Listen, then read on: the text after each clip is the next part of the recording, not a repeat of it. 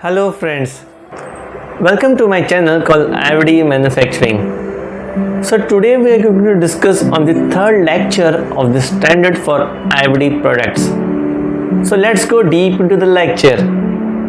दोस्तों आज का लेक्चर काफ़ी इंटरेस्टिंग होने वाला है बिकॉज मैं आज उन स्टैंडर्ड के बारे में आप लोग को बताने वाला हूँ जिसके बेसिस पे जो भी हमारे पास जो स्टैंडर्ड्स आज के डेट पे जो अवेलेबल हैं उनके अंदर जो वोकैबुलरी जो एक टर्म होता है वोकैबुलरी तो वो कैसे रिफ्लेक्ट किया उस स्टैंडर्ड में how it has been help us in terms of the vocabulary we are going to discuss on those standards.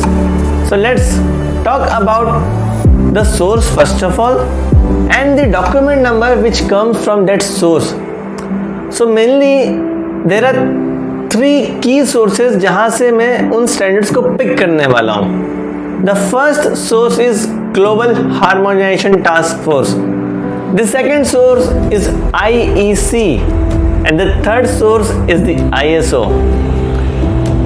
In the first source जो GSTF है it means the Global Harmonization Task Force.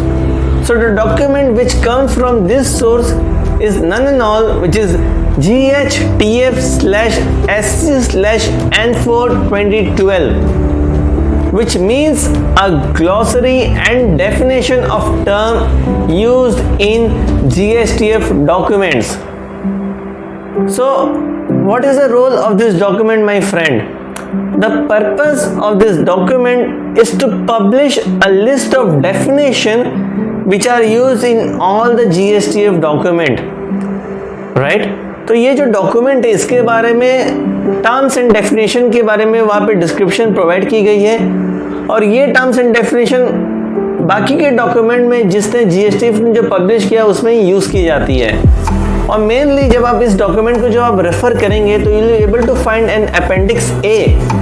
This appendix A contains a list of definition, right? Definitions such as what is abnormal use, what are accessory, what are adverse device effect, what are adverse event, what are audits, audit criteria, and clinical evaluation. Let's go to the second source of this standard, which is known as IEC, right? So from this IEC, the one of the document got originated, which is called as IEC Guide 99/2007. The name of this document or the standard is International Vocabulary of the Metrology, Basic and General Concepts and Associated Term, which is termed as VIM, right? So as the name suggests, a metrology. So all the things pertaining to the application and science of the metrology are speak in this standard. So what happens in the VIM? VIM basically act as a guidance document that aims at spreading scientific and technical knowledge. So दोस्तों क्या होता है ये जो document है VIM which stands for the International Vocabulary of Metrology, ये document का main purpose है to spread the knowledge in terms of the scientific and technological but mainly on which field the metrology field. So what happens इसके अंदर कुछ definitions के बारे में बात की है जो यूनिवर्सली एक्सेप्टेड है by certain professional, right? Professional such as physicist, chemist and the engineers, right? Now what comes the third source is the ISO. So what happens from this ISO? The first document which comes is the ISO 90002015. दोस्तों आपको जैसा कि आपको पता है और ये standard बहुत ही कॉमन है which states as the quality management system fundamental in the vocabulary. So इस स्टैंडर्ड के अंदर क्या की गई है? इस स्टैंडर्ड के अंदर बेसिकली 3 एस्पेक्ट्स के बारे में बात की गई है. The first aspect is the concept, the second one is the fundamental principle and the third is the vocabulary pertaining to the QMS. So दोस्तों क्या है ये जो स्टैंडर्ड है, ये जब हम स्टैंडर्ड को जब गो थ्रू करेंगे ये डॉक्यूमेंट को, तो by going through this document will come to know कि हमें क्वालिटी को कैसे इंप्लीमेंट करना है किसी भी मैन्युफैक्चर कंपनी या किसी भी सर्विसेज कंपनी में। और बेसिकली क्या होता है, जब हम किसी भी स्टैंडर्ड को डायरेक्टली रेफर करते हैं ना, तो we are not able to understand specially the standard which is related to the quality management system, right? So what will happen if the manufacturer is going to read this standard? So they will be able to implement this QMS effectively and efficiently, as they will be able to understand the standard efficiently, right? And doing this, what will happen? जो भी उस company का जो गोल है, जो vision है या जो मिशन स्टेटमेंट है, they will be able to achieve successfully, right? क्यों क्या होता है ना, most of the company में what happens, the employee or the employer, I mean I'm not blaming any of the company, but क्या होता है कि क्या करते हैं लोग, क्वालिटी पॉलिसी को याद कर लेते हैं, they don't understand anything what are the things which are there in the quality policy or the quality manual or the quality objective, all the three aspect। तो इस स्टैंडर्ड के अंदर मेनली 3 चीज़ों के बारे में बात की गई थी। 3 चीज़ क्या थे? सबसे पहले फंडामेंटल कंसेप्ट्स के बारे में बताई गई है, the second one is the quality management principle, and the third is the how to develop the QMS using both aspect, the concept and the principle, right? जब कंसेप्ट की बात की जाती है तो कंसेप्ट में जैसे क्वालिटी के बारे में बताई गई है, what are the quality, QMS क्या होता है, ऑर्गेनाइजेशन का कंटेक्स्ट क्या है, कौन से वो पार्टीज है, इधर the interested party means those party which are interested in our QMS either in terms of the internal or in the external, और सपोर्ट के बारे में बातें की गई है। तो ये सारे कंसेप्ट्स को क्लियर किए गए हैं पहले उसमें सेक्शंस में। बाद में बताया गया है कि क्वालिटी मैनेजमेंट प्रिंसिपल के अंदर क्या क्या होता है, जैसे कि customer focus, leadership role, engagement of people, process approach, improvement, evidence based, so many मोर।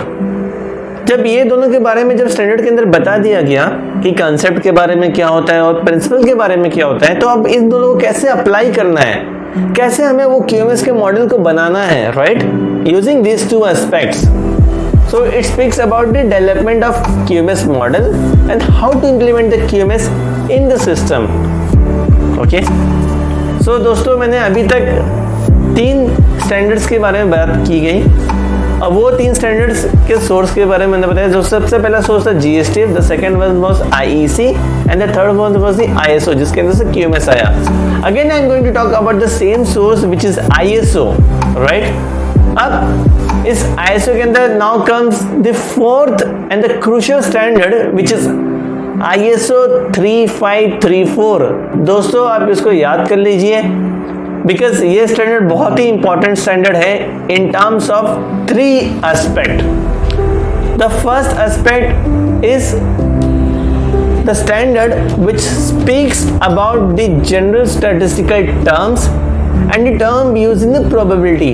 तो ये जो स्टैंडर्ड है ना 3534, इसके अंदर 3 पार्ट होते हैं मेनली। पार्ट 1 जिसके अंदर हम जनरल स्टैटिस्टिकल टर्म्स और जो टर्म्स जो प्रोबेबिलिटी में यूज हो रहे हैं उसके बारे में बताते हैं। The second part is the applied statistic. The third part is the design of experiment, DOE, right? So let's talk about little bit deep on each of the part of the standard. So पहला part क्या है? Statistic, vocabulary and symbols, part 1, which means a general statistical terms used in the probability. A document number is what? ISO 3534-1. -1 means the first part of that standard which were published in 2006.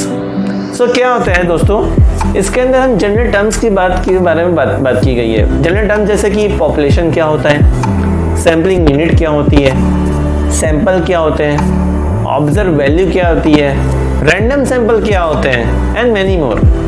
जब बात probability की होती है तो दोस्तों आप लोग ने मैथमेटिक्स तो पढ़ा ही होगा अपने कॉलेजेस में, अपने स्कूल्स में, और काफ़ी लोग को प्रोबेबिलिटी पसंद भी आएगा। जैसे कि आपने देखो कैसीनो का कार्ड वाला एक एग्जांपल, बॉल्स का एग्जांपल एंड सो मेनी मोर। तो इसके अंदर कुछ प्रोबेबिलिटी के डेफिनेशंस के बारे में बताए गए हैं जो हर बाकी के गाइडेंस डॉक्यूमेंट में यूज़ की जाती हैं, right. Definition such as sample space, independent event, probability of an event, mutually exclusive event and many more. So मैं दोस्तों इसके बारे में डेफिनेशन के बारे में बात नहीं करूंगा, आप डेफिनेटली जो मैंने आपको बताया इस लेक्चर में, आप उसको गूगल पे जाइए एंड वहाँ पे सर्च कीजिए स्टैंडर्ड्स के बारे में, will be able to know. अगर फिर भी you are not able to get clear, then you can comment in my below the link of the description, right. The second part of the ISO 3534 comes the part 2, which state as ISO 3534-2 2006. This speaks about the definition of those statistics which is based on the applications. So हम अपने daily life में या हम अपने professional life में definitely हम कुछ statistical tool का यूज़ करते हैं. स्टैटिस्टिकल टूल जैसे कि mean, median, mode and many things. तो हम क्या करते हैं, इसके अंदर हम उस डेफिनेशंस के बारे में बताते हैं, मीन क्या होते हैं, मोड्स क्या होते हैं, all those things which are expresses in terms of a conceptual framework in accordance with the ISO normative terminology practices. So the last comes the ISO 3534-3, but this time the part 3 of this standard was published in 2013, which states for the design of experiment.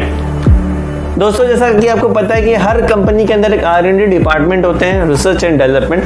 हालांकि ये standard उन्हीं के लिए applicable नहीं है, और भी बाकी लोग के लिए भी एप्लीकेबल हो सकते हैं इन terms of the one who design the experiment, right.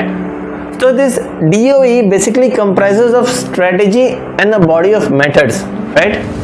अब क्या होता है कि जो स्टैंडर्ड्स हैं, जो पार्ट 3 है, it basically give us those guideline, those methodology which helps in the improvement of 3 aspects. The first one is the product, the second one is services, and the third one is processes. So I hope दोस्तों आज का lecture definitely आपको पसंद आया होगा. तो आज के लेक्चर में मैंने बात किया था वोकेबलरी के बारे में. तो please go through all the standard in detail by searching on your Google or getting on the documents by certain references. तो अगर आपको मेरा लेक्चर डेफिनेटली पसंद है तो प्लीज़ लाइक कीजिए, कमेंट कीजिए, शेयर कीजिए अपने नेटवर्क को, और ज़रूर सब्सक्राइब करना ना भूलें. Thank you, bye bye.